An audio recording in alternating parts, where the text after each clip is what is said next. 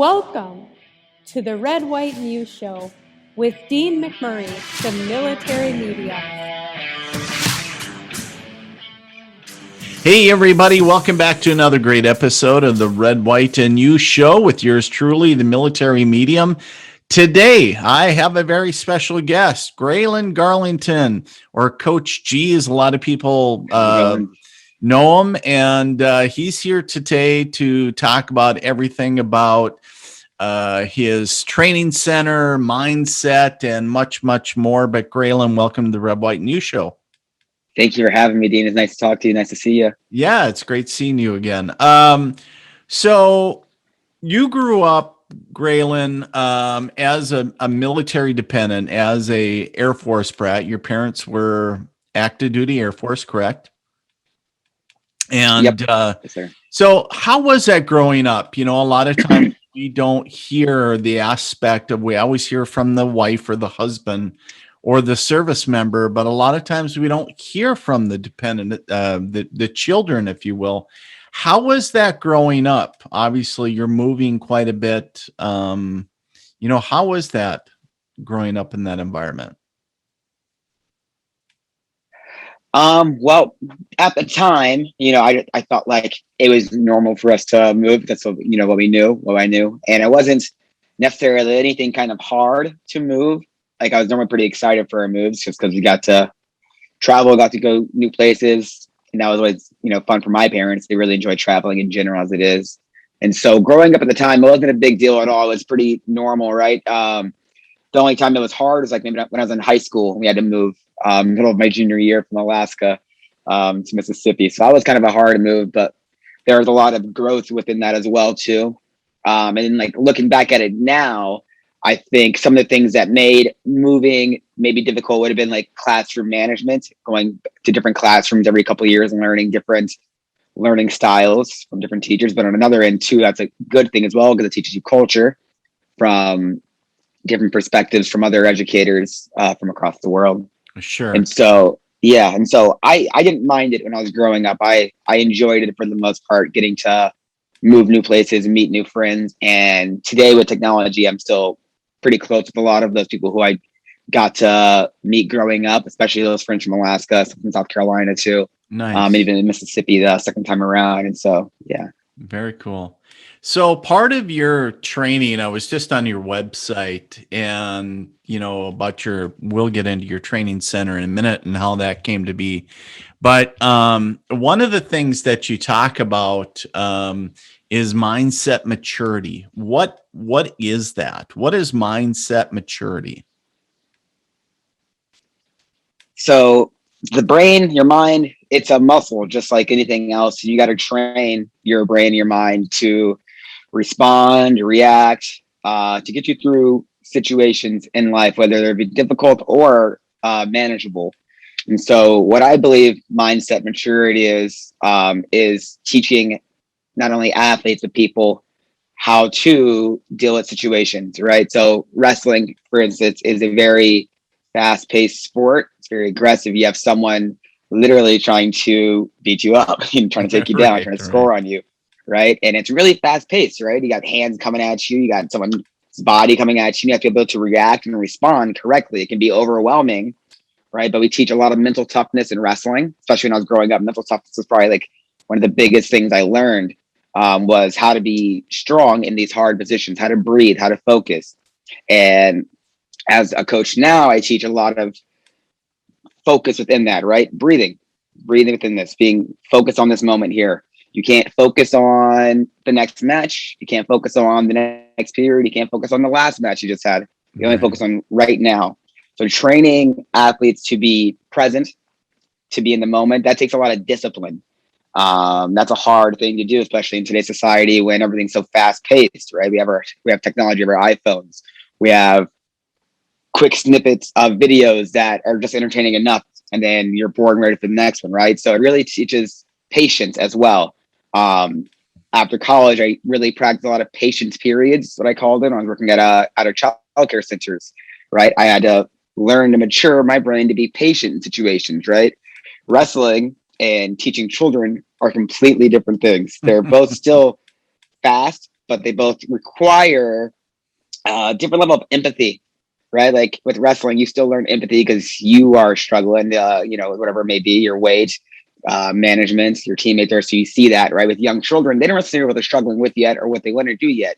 And it's more often not the educator who's struggling to relate. And so like I had to teach myself, I call them patience periods. Whenever I found myself to be overwhelmed, like you would in a wrestling match when your pace is going fast, you just stop, breathe, focus on what's right here in front of me. What can I do now? How can I respond?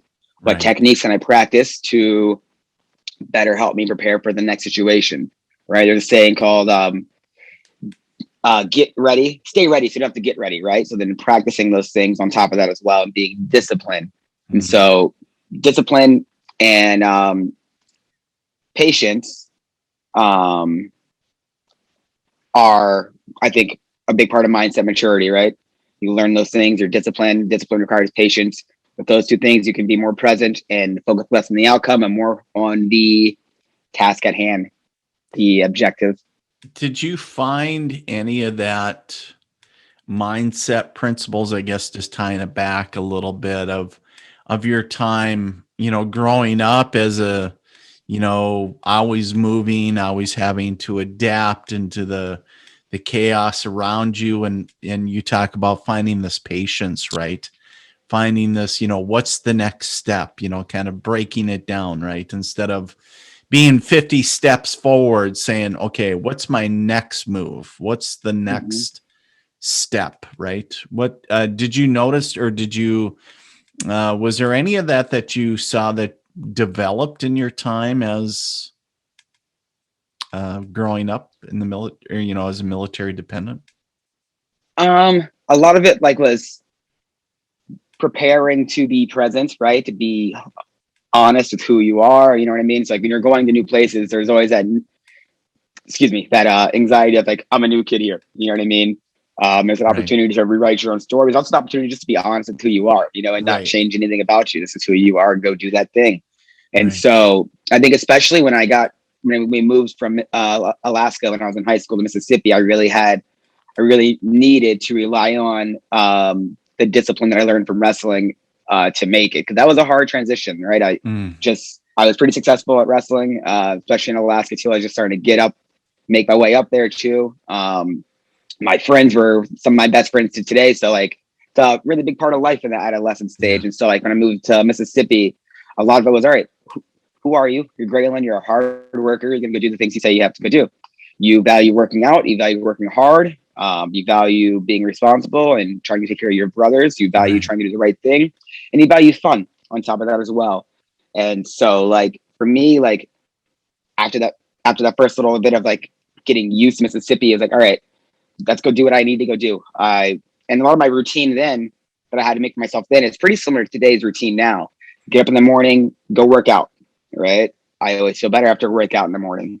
And that's something I learned from wrestling. That's something I learned from even having to get up early for school as a young kid. And so I had to walk to the bus stop. We had to walk, whether it be a block or a couple of blocks, or whether I was in Alaska, we lived close to school, but still getting up early is something that helps me remain disciplined and what's the word I want to say? Present. Right. And so that aspect as a kid helps with now. So I guess even tying back to my dad, it was to say, one match at a time. You can't look at the whole bracket. You can't look at the whole tournament. And so to me, that translates to being present. What can you do now?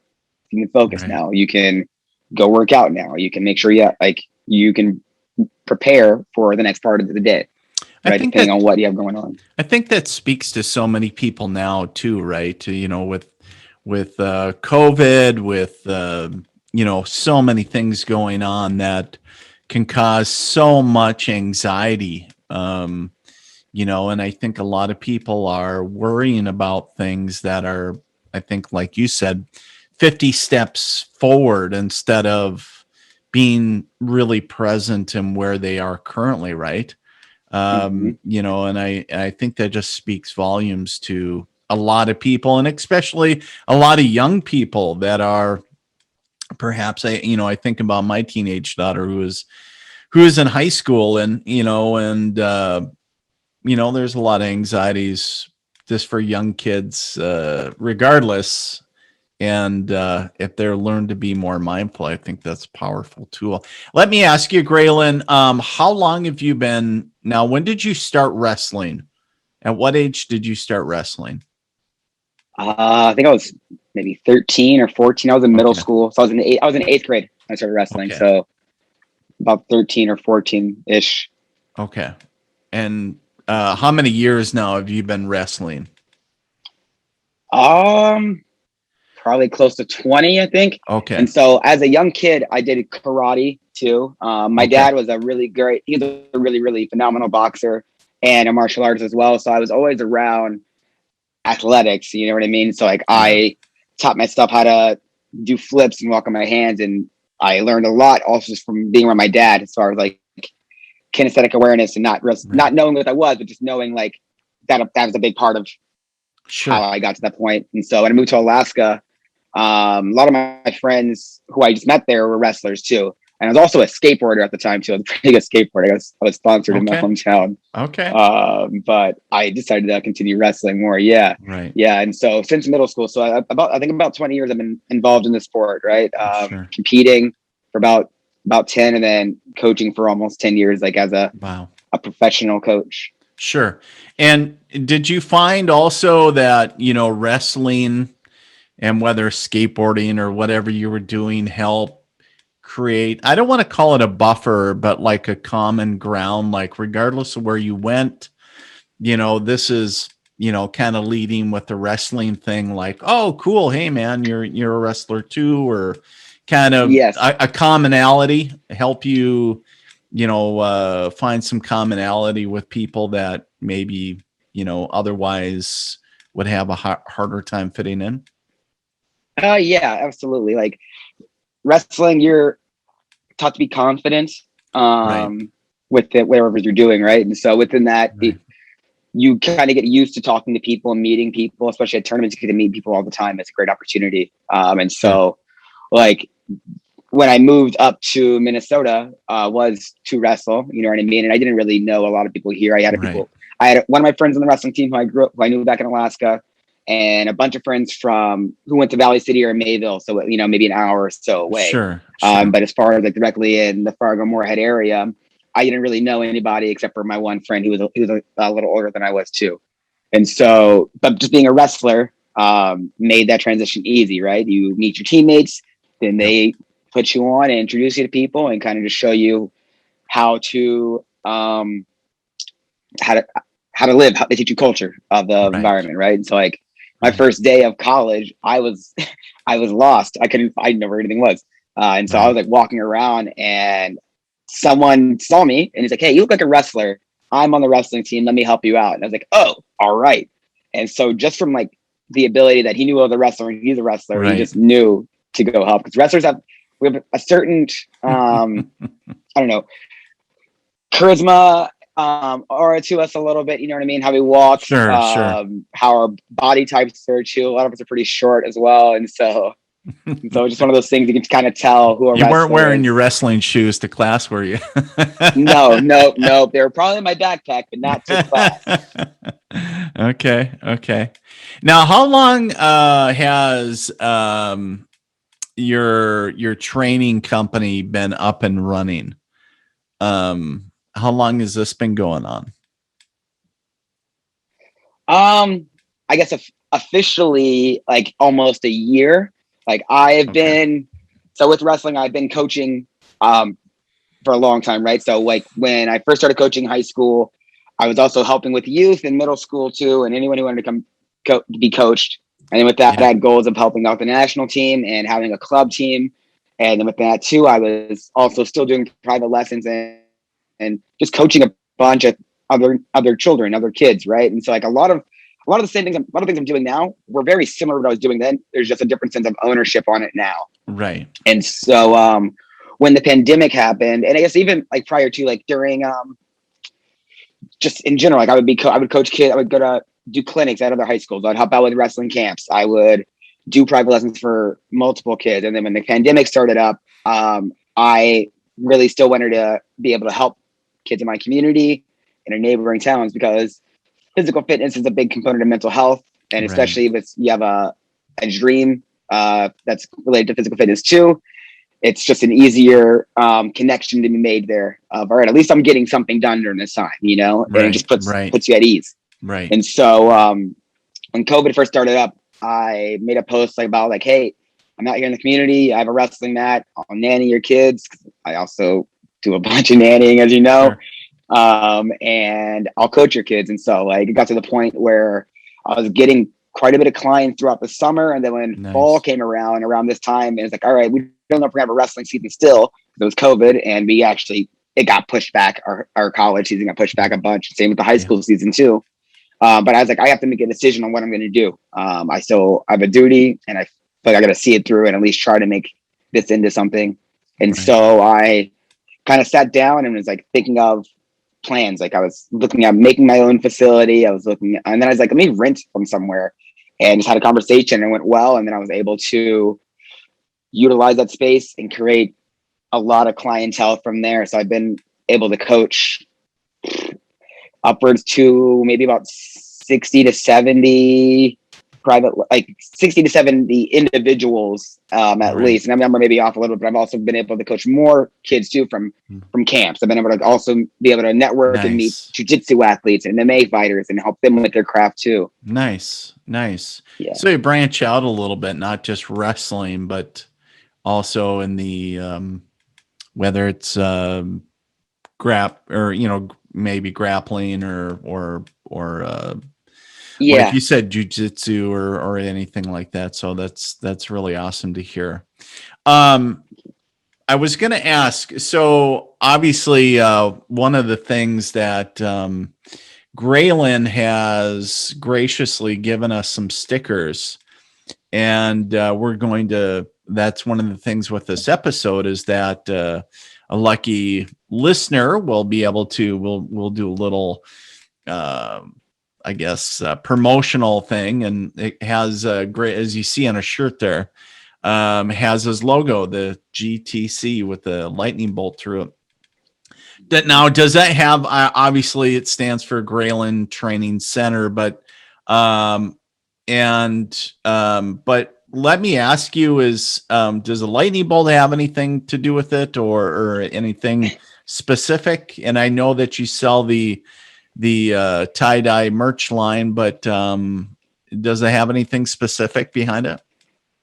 Yeah. So the lightning bolt, right? The logo, I'm going to take it back a little bit from the beginning, right? So I like superheroes and comic books, and I always have. Sure. When I got to high school, it was always kind of like, if you were, one of the top-notch athletes in the school, you would have a superhero, you know what I mean? And so it wasn't something like I didn't get a superhero as a sophomore in high school. I'd already been wrestling for a little while, you know what I mean? But and there weren't a lot of superheroes in school, so it was like a really, really like prestigious kind of thing in a sense. I don't mean to sound like egotistical about it, but no, it was like kind of a big deal. There was only a handful of superheroes in here. And so I was at a wrestling tournament my sophomore year, and I just pinned somebody. As a tournament in town, I just pinned somebody, and someone I've never seen before comes out of the stands. It's like, hey, I keep missing your match. You pin kids in a flash. I barely ever get to see you wrestle. And it's just like, that's it. And one of the older guys in the team heard that too. Had a superhero. Was like, that's it, the Flash. And the Flash. It makes there's a lot of real. I feel like, I don't know, relationship with and correlation between me and the Flash as well, just from reading comics growing up, from watching the cartoon as a kid as well. He has a lot of talent and he has a lot of ability, but he also wants to do the simple thing of just helping people and getting better. Right. He likes to have fun with it too. And so that's kind of where that's where the lightning bolt came in. The Flash is my favorite superhero. And so it's just kind of like a little homage, a little inspiration. And so even when I was in high school, I always wanted a Flash singlet, and I'd wear a Flash shirt. And so as I was creating my logo with what I wanted to do, I kind of sat down with a couple of people and I was like, all right, I like that. But here's what I have in my head. And nobody had the same idea I had in my head. And so I was like, here's what I have in my head. Let me write this down. And they're like, yeah, that's it. And so it's still Graelin enough, where it's so me, but but it's still an homage to my favorite superhero. And like the nice thing is too, like as you're wearing this, like you feel a little super about yourself, you know, like, all right, Nice. I got my lightning bolts on, I can go do it, you know. There, And so there you are.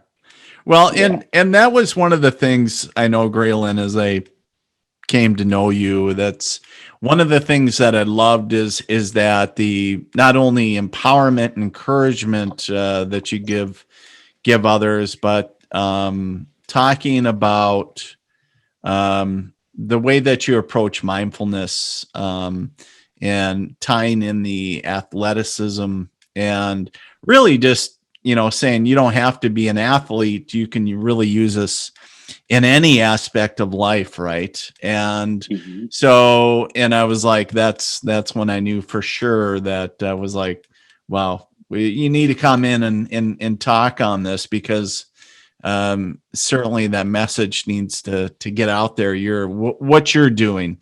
And I have a correction to make. I said the Graelin Training Center. It's a Garlington Training Center, correct? Yeah, it cut out a little bit, so I actually didn't hear the Graelin part. So, But yes, okay. Garlington Training Center. Yep. Garlington's my last name. And so if you go to his website, was it garlingtontrainingcenter.com? Is that correct?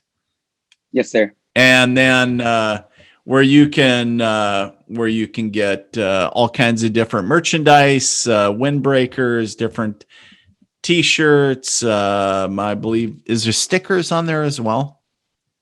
Stickers will be added on there. I typically I put those in orders, and so I just keep those with me. I give them out, or I keep them at pop-ups. But they can definitely they will be added to the website to purchase. Now, is the training center actually located in Fargo? It is. It's located at Academy of Combat Arts. Okay. And so they're an amazing mixed martial arts gym here in town. Lots of great coaches, lots of great athletes. They actually had several fighters fight in the pro card here in town a couple of weeks ago. 4 out of 5 ended up winning. And then they had a fighter signed to Bellator actually too, like that same week as well, who had his debut not too long ago. Wow. And so they're continuously doing great things out of there. And then I'm not too sure if you've heard of Tim Johnson. He's one of the top fighters in Bellator. He heard the name. Trains out of there, and the coach is actually, he's the man. Okay, awesome. Well, and for those that are listening to this episode and we're like, Fargo, what are you talking? Fargo, North Dakota. So the thing is, a lot of places that Graelin was talking about some areas of Moorhead, Minnesota, and then some areas going west from Fargo, some of the towns and cities.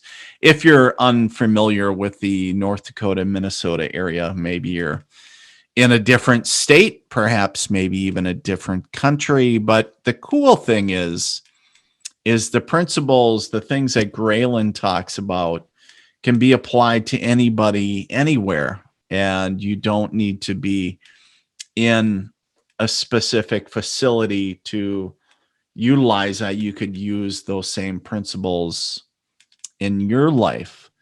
Graelin, before we close today, any parting words or messages you want to convey with everybody else? I'm going to first say thank you for having me. I'm really grateful for this opportunity. This is fun. And if there's any opportunity, again, to do something like this, please just let me know. And then I guess to the listeners, I think it's really important for you to follow your passions. I was taught a long time ago, follow your passion and life will reward you.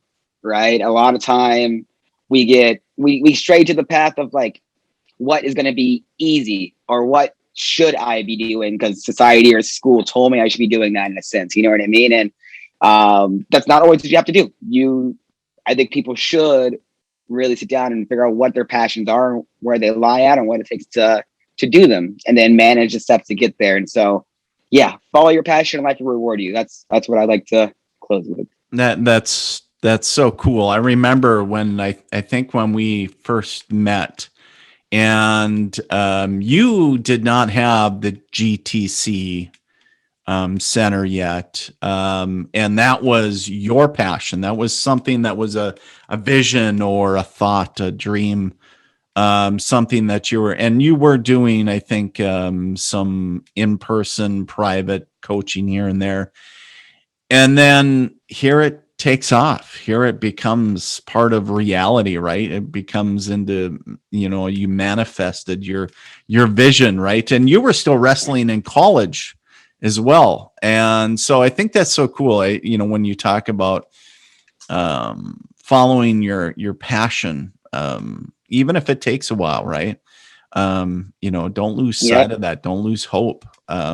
Even if there's setbacks, even if it takes a while. Yep, absolutely. Anything hard is worth working for. Right. So. Well, and a great person, Michael Klaus, in Michael Klaus's words, keep the main thing. Always keep your vision, what your goal is, whatever that aspect is, whether it's to earn $1 million, whether it's to open your own training center, whether it's to go to Tahiti, whatever that is, keep the main thing. Always keep it out there, even if it takes a while to accomplish it. Graelin, my friend, thank you so much for being, I would be remiss if I didn't. Thank you.